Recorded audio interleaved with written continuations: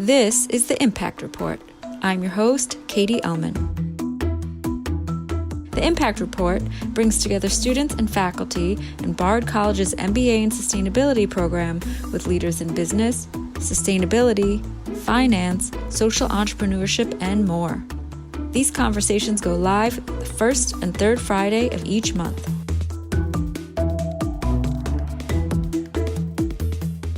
This week, I'm speaking with Susan Hunt Stevens, founder of WeSpire.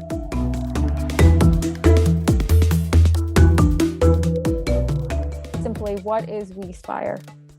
Sure. WeSpire is a technology company that is helping large companies engage their employees in their purpose-driven initiatives. Broadly, that falls under the ESG mantra with sustainability, social impact, which includes volunteering and giving and civic engagement, holistic well-being, and inclusive culture. And how does it do that? So most companies have things they want their employees to do on this front. They may have a vampire energy scavenger hunt that they're trying to run to identify sources and uses of energy that's being wasted in the workplace. Or they may have a giant volunteering initiative or a day of service that they're wanting to run, or they may be wanting to raise money for Ukraine, or they may be trying to improve employee sleep habits, or they might be trying to bring ERGs together and enable people to connect with each other who may share a background that is related to race or gender identity, sexual orientation, or women, or even young professionals in the workplace. And so we're the technology platform that people run those initiatives on. And so as an employee at one of these companies, I will be invited to sign up for the volunteering opportunity or to give to Ukraine. I'll see it on the intranet, or I'll see it in a social platform, or I'll have a mobile app and see a notification around it. And when I click to do that thing, that happens to be powered by WeSpire. And so the real heavy users of WeSpire are actually the program owners and leaders who are using the tool to design and publish out all of these programs. And then the tool is measuring the impact of participating in these programs on various outcomes, ESG outcomes. And so a lot of data is being captured and fed into ESG reporting tools about employees and what employees are doing related to ESG, but also we can connect it into the impact on culture metrics like likelihood to recommend the company, retention, or performance. As a result of the pandemic, a lot of work has become remote and in some ways permanently. How is WeSpire or is it potentially being used as a way to keep teams more cohesive and together? Yeah, we've seen tremendous growth through the pandemic because many programs historically relied on the presumption that everybody was in person.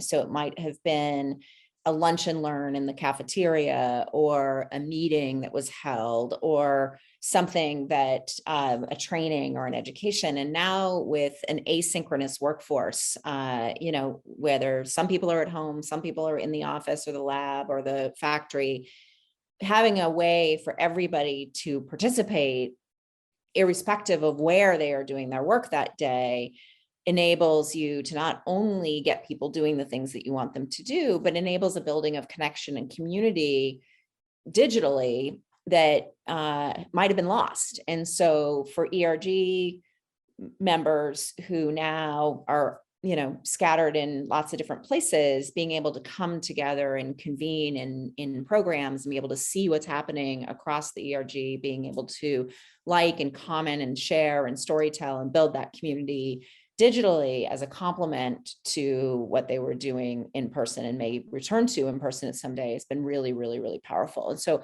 I think we know the pandemic broadly accelerated the adoption of digital workplace tools and technologies to just recognize there's a new world of work, but certainly WeSpire's no exception to that, because so many of the programs that we were powering, the alternative was to do everything in person, manually and offline. Wow. So just for those that are listening that may not know what ERG stands for. Employee resource groups. They could be called affinity groups, business resource groups, but they're really groups, often employee-led, executive-sponsored, that create programming for group members as well as allies. So would you, besides account managers, that would be, engaging with WeSpire to obtain the software, or how if you could explain how that works, but also would the main point of contact in regards to implementation be like human capital, or how does that work? Yeah, so in most of our companies, it's a collaborative process between whomever leads impact or ESG in the organization. That might be a chief responsibility officer, a chief sustainability officer, human resources, who obviously has the strategy around human capital engagement, and what we do to engage employees. And then comms, the corporate communications team that does all the internal communications to employees, and often is the budget holder, decision maker as it relates to tools that are used to help people do these kinds of programs. So it's always collaborative between those three teams. The users, from an administrative standpoint, are whoever leads well-being, or whoever leads D&I, or whoever runs an ERG, or whoever is head of community engagement and social impact. They're the ones that are designing and publishing their content. They might go into our library and get help. We have 400 different programs they can take and edit, modify, publish out. And then the users on the other end are employees. And the content is always targeted based on an employee's location, country, role, and all of that. So as a employee in a factory in Tennessee, I might just see those things that are available to me. And the person who's in the factory in Singapore might just see the things that are available in the factory in Singapore, but we might both see things that are global in nature and available to everybody. That's fascinating. What led you to create WeSpire? If we could rewind a little bit.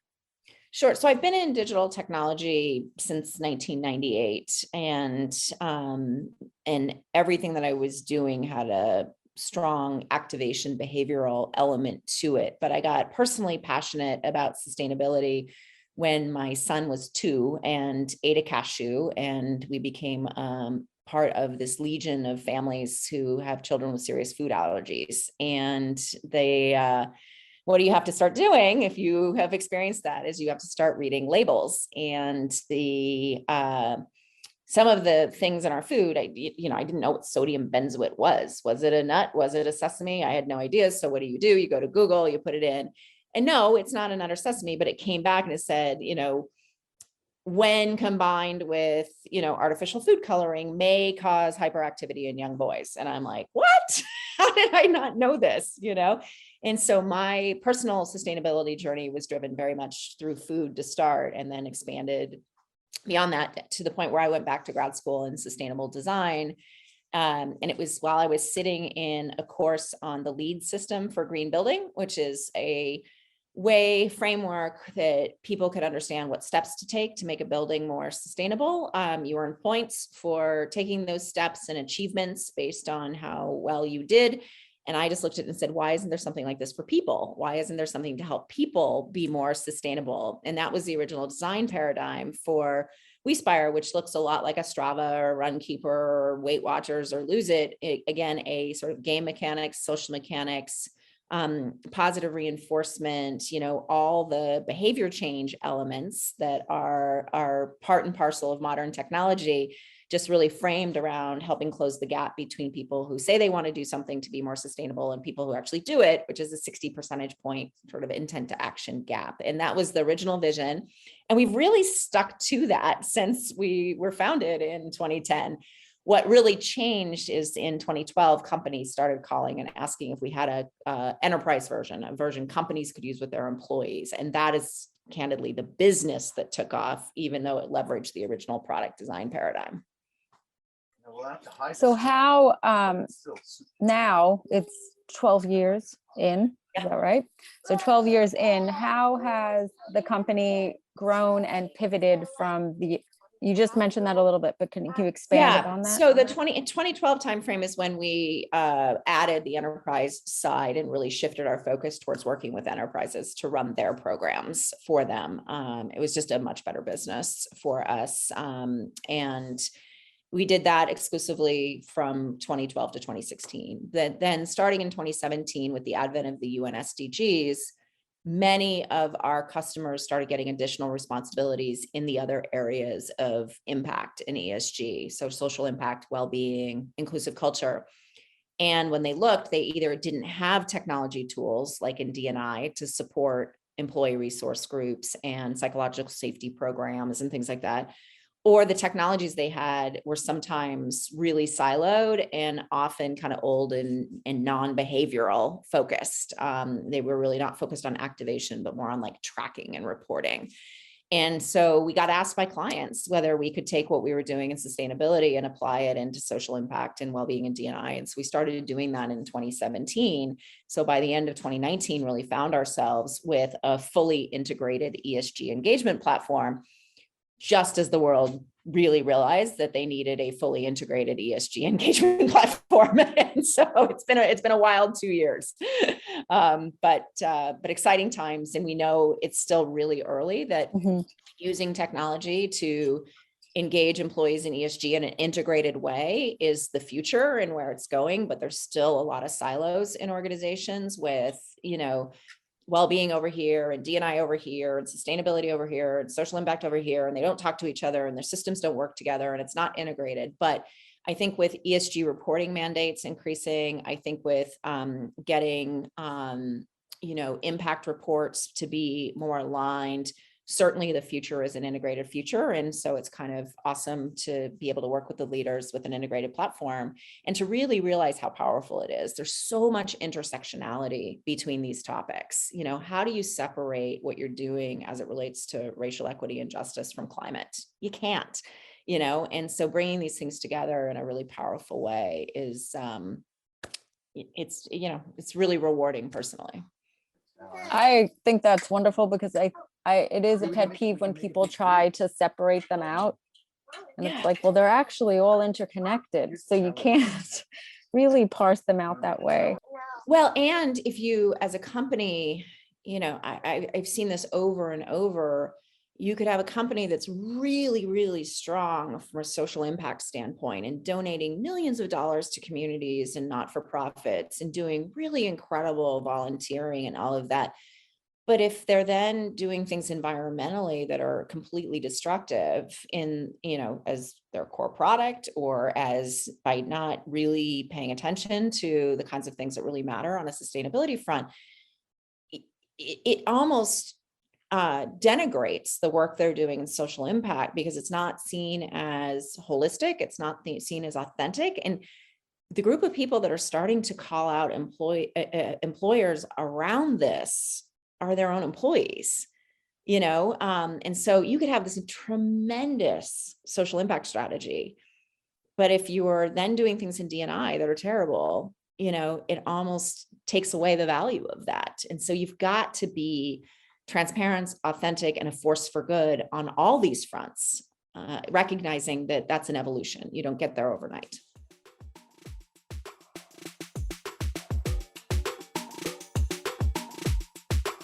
The Impact Report is brought to you by the BARD Graduate Programs in Sustainability, offering both hybrid and in-person degrees in environmental policy, climate science and policy, environmental education, and sustainable business. BARD offers scholarships for all applicants who qualify and enrolls new cohorts each fall. Learn how to apply at gps.bard.edu.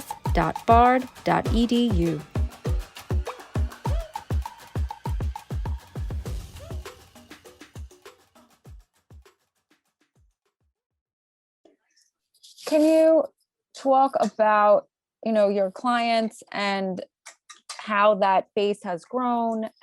So I'm a classic founder. I think every company in the world needs a platform like WeSpire to run these programs. and, or at least every company in the world that has, 500, 1,000 or more employees, where trying to do things manually is just banging your head against the wall, and where these metrics really matter and these metrics really move. And they matter in companies of all sizes, but you really see the benefit of these programs in these larger companies for sure, especially around retention and performance and referral. So, that's the vision hand wavy. The hardest part for any small company, we're growing fast. We closed a Series B round of financing about 6 months ago. That's really helping us grow. We've doubled in size since then from an employee standpoint and a revenue standpoint. But the challenge for us increasingly is just getting into large companies and having conversations. They've had a lot of things on their mind over the last 2 years, as you can imagine, from, COVID to supply chain disruptions to inflation to now global conflict, and so what we find is when we get to the head of impact and the head of HR, the CFO and the CEO, is everyone's like, oh my gosh, we need to do this. But it's not always easy as a small company to get those conversations. So that's the biggest challenge for us as an organization, is just to continue to grow by getting in at the right levels, because at that senior level, they absolutely understand why this should be integrated and why you should be working together. If you're talking to somebody in one of the silos, sometimes they don't necessarily want to break down the silos because they lose power. No, congratulations on this Series B funding. That's exciting. Yeah, And it is. That's great. When you talk about this space and how it's become, more top of mind to certain people in organizations, how crowded is this space? Are there competitors? You don't have to name them, but how is that ecosystem of this service humming along as the need, becomes more apparent? Yeah. So I think every company who was operating in one of the silos, well-being, D&I, CSR, sustainability, has recognized that you can't stay in the silo, that's not how the companies want to do things. I'd like to think we were a catalyst for that industry change, but you are certainly seeing a lot of M&A activity in the space, a lot of investment in the space, as people recognize this need to transform from a siloed approach to a more integrated ESG approach. And it's a dynamic space, and that makes it really fun and really exciting. At the same time, breaking down silos and traditional ways of doing things is really hard for any large organization. I worked in a very large organization, and I would consider it very innovative, and it's still, to make a decision with a lot of people to stop using 3 things and start using 1 thing instead. It was an evolution, you kind of had to work your way into it. And so one of the things we pride ourselves on is just being really flexible with organizations. And if they're ready to do one of these programs, we'll work with them on one program. And then over time, if they want to move those other programs onto WeSpire, great. And if they don't, but, and they want us to play nicely with the other things that are there, that works well too. And I think that approach is appreciated by people, because trying to get everything lined up to sunset, this thing you were doing on SharePoint and Teams, and get rid of an old, kind of tracking platform and all of that. Sometimes it just takes a long time. And so meeting people where they are, meeting companies where they are, and helping them with their journey. I mean, we certainly benefit from having seen hundreds of programs at this point, and what they look like and how they work and what works and what doesn't work. And I think that's something that we try to bring back to the industry. We do an annual state of ESG engagement research. We've been doing it for almost 10 years, just what's on hearts and minds of employees and employers around these topics. And we try to do benchmarking and best practices, and share that with customers and clients. They just know, like, am I doing a good job with these programs or not relative to what others are doing? And we now have enough data to make that kind of, decision-making more possible. That's great. If you could, I understand the company side. Can you talk just briefly a little bit more about what the feedback is from the employees? Yeah, so we have a super high employee net promoter score. Employees love the platform, and the things we hear from employees is, I learned so much. I got connected with people who share my values. I really appreciated getting a pat on the back for doing things that are making the world a better place.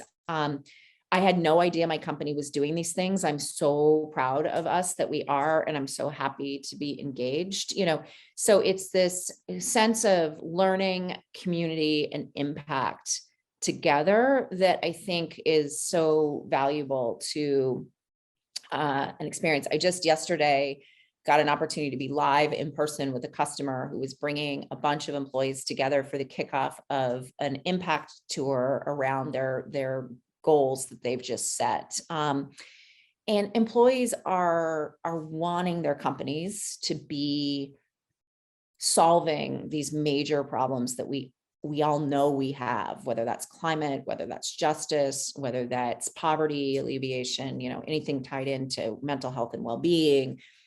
They spend so much time at work, and they trust their employers so much more than they trust other institutions these days. The employer-employee relationship is one of the highest levels of trust, relatively speaking. And so they look to organizations to be leaders on this, and are really proud when they are. And and we see it in the retention data. We see that companies who really double down on impact and being a force for good in this world, and really thinking about what is our purpose and how can we, with our skills and capabilities, tackle these large problems, you see that employee sentiment, how they feel about the company, skyrocket, and you see retention skyrocket. And do you apply these same principles within your own organization? We do. We do. We use our own platform. Our program is called Do One Thing.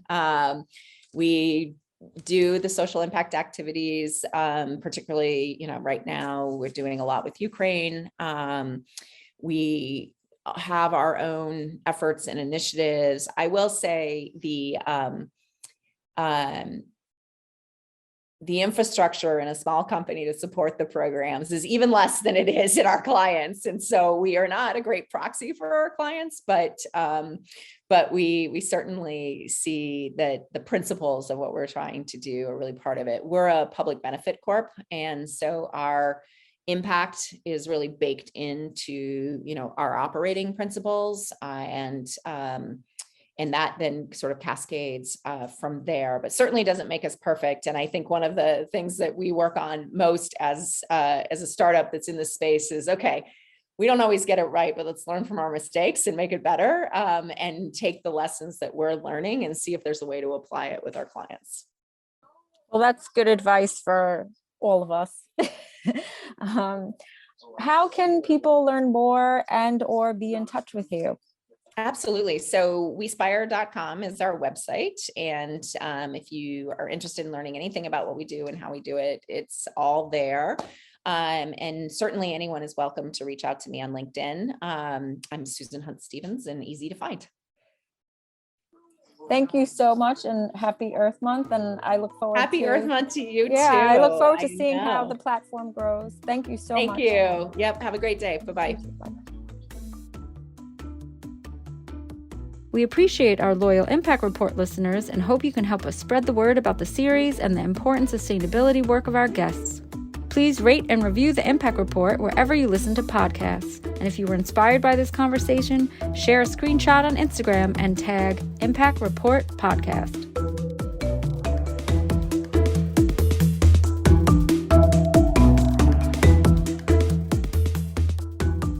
Learn more about the topics discussed in today's episode by visiting WeSpire.and.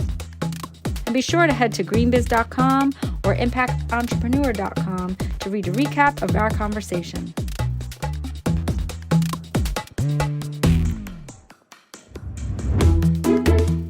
Join us for the next episode of the Impact Report on Friday, April 22nd. We'll be speaking with Viral Hardev of Ubiquitous Energy.